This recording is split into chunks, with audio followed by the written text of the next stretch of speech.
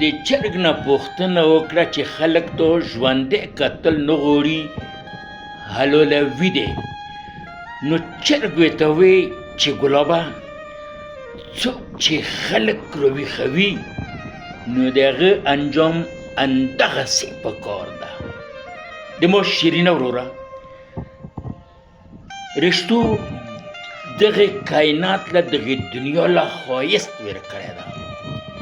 نن به زه تاسو سره د رښتې په متعلق یو څو خبرې شریکې کړم. دا چوبي ده و دا کلپ ده.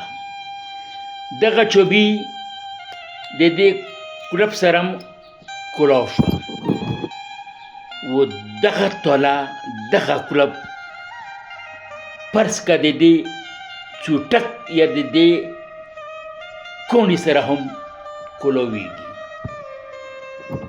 خو چې د دې سره کلو شي نو دا د تو د ټول عمر ملګری ده. خو که چیرې دا د دې سره کلو کې نو دا به ټوکړې ټوکړې شي.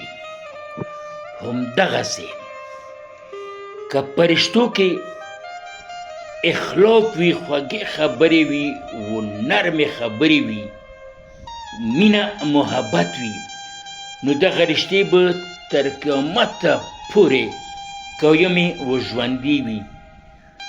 و که دغه رشتو کې غوسه او لالچ راغی نو بیا دغه رشتې ټوکړې ټوکړې شي و ماتې شي.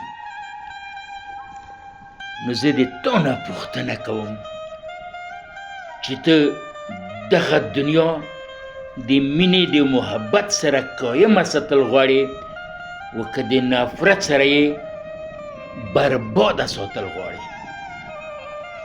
د خپل ځان ښه ساتو. ډېره ډېره مهرباني. خوشحاله اوسئ.